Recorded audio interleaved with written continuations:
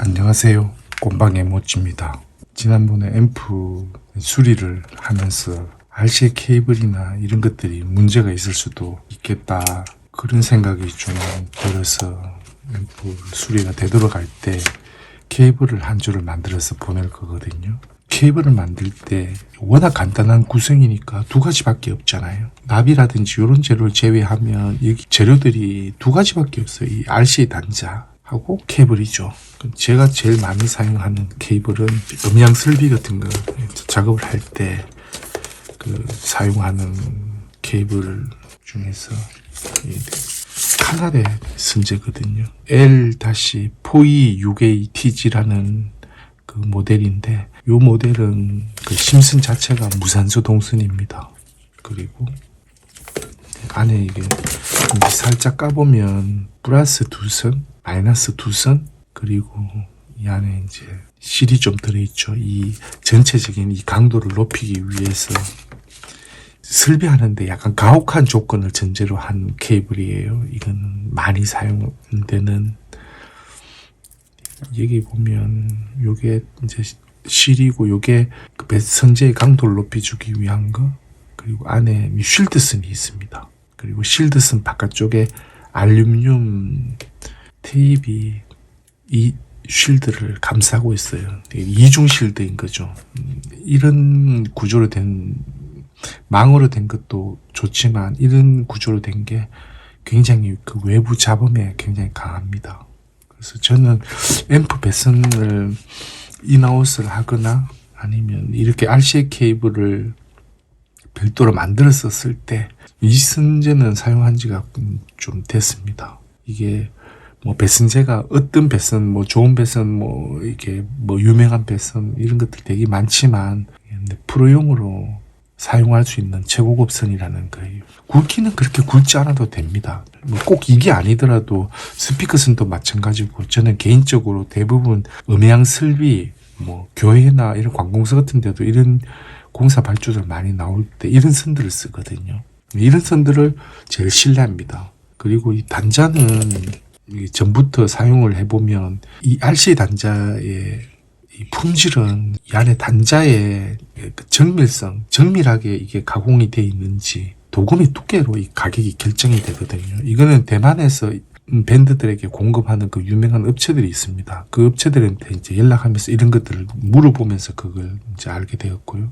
이 단자가 이 순놈이 제일 좋은 거는 물론 앞놈도 마찬가지죠. 이게 제대로 D의 공차대로 가공이 일단 되어 있어야 됩니다. 그런 것들이 제대로 가공 안 된 게 더 많습니다. 생각보다. 끼웠을 때 들어가는 느낌이 절대로 이 마이너스 쪽에 이 외곽을 긁거나 그런 느낌이 없어요. 아주 부드럽게 들어가죠.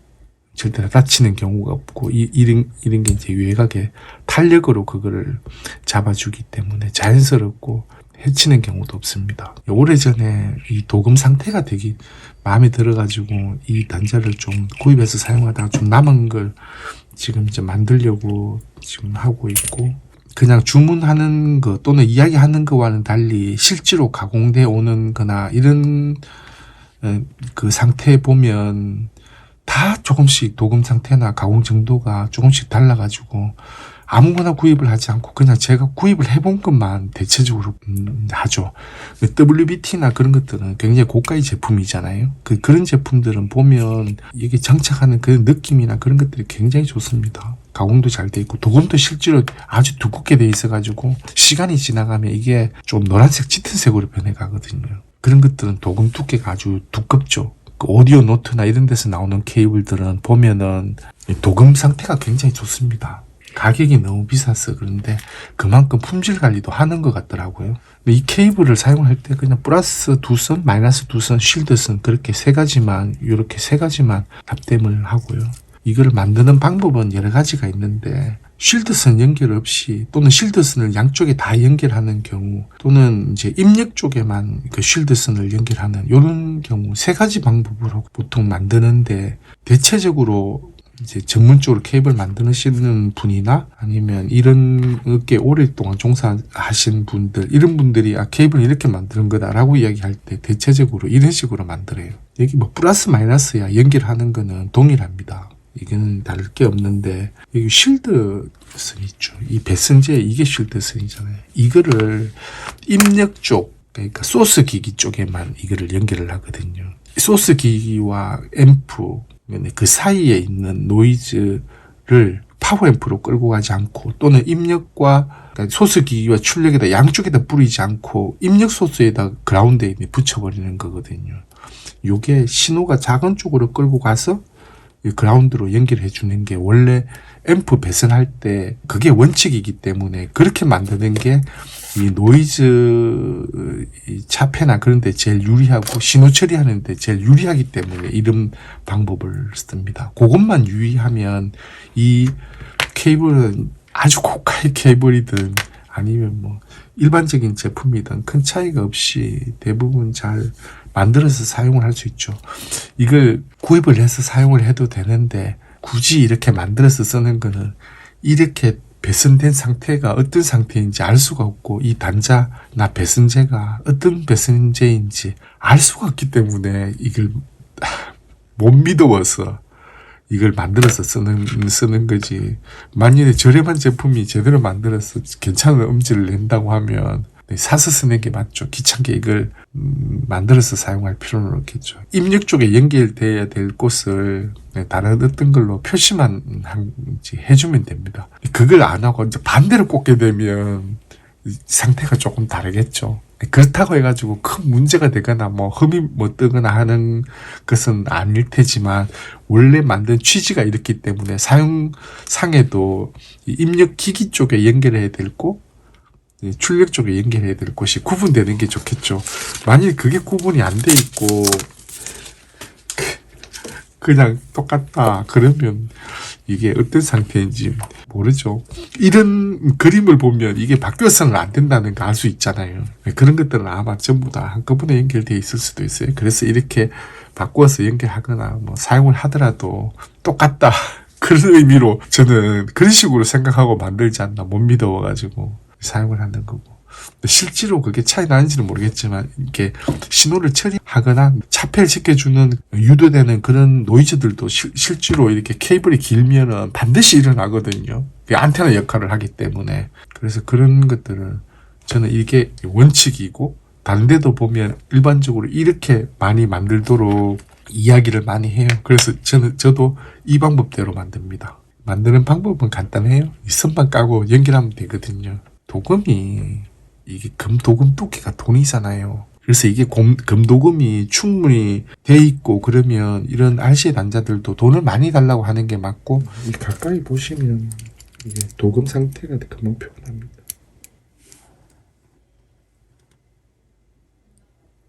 이게 저급한 제품이에요. 이게 제대로 된 거고 이게 옛날 그 청계천의 국제전파에서 팔던 그 단자입니다.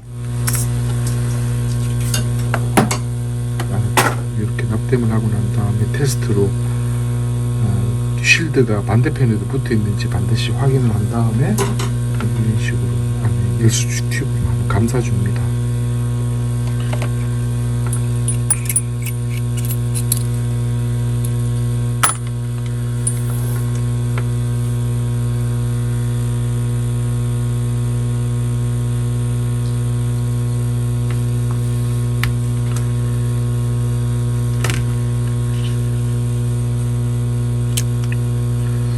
이런 식으로 해주게 되면 이 뒷면에 선과 이 단자 사이에 이제 간격도 생기지 않고 그런 상태가 되죠.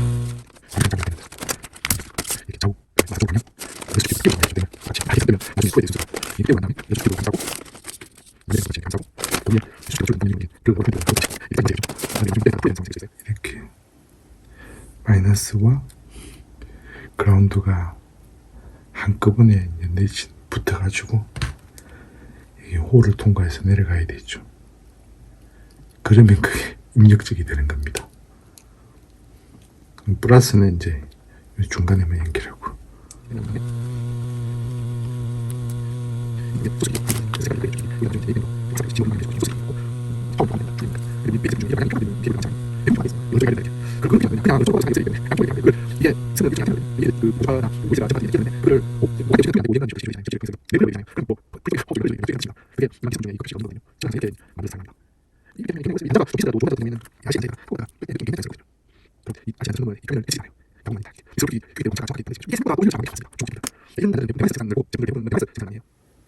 케이블을 이렇게 두 줄을 다 만들었습니다. 이거는 일반 이제 스피커 선인데 많이 사용하는 겁니다. 안에 투심이고 ES9F라는 깐난의 일반 스피커 배선제죠. 요 이렇게 ES9F 다음에 G가 달려있는 그 버전, 그거는 무산소 동선입니다. 가격이 단가가 훨씬 높고 스피커하고 앰프하고 거리가 꽤 되더라고요. 5m 정도쯤 된다고 하는데 5m니까 스피커 케이블 몇 10m인 거예요. 그 사용하고 있는 선이 너무 가늘어서 이걸로 지금 바꾸려고 지금 합니다. KT88 그 맥킨토시 이외의 문제일 거다. 그 문제가 뭐였냐면 제가 이걸 이제 기준으로 삼고 있는 RC 단자거든요. 여기에 원래 이제 가공이 잘 되는 거는 여기 공차가 어느 정도 적당해야 되거든요. 이 단자를 너무 강하게 만들어서 이 표면을 손상시키거나 그런 일이 없어야 되기 때문에 제가 확인한 것 중에 이 4개가 모두 동일했는데 원래는 이게 신축성 있는 그게 상태가 어땠냐면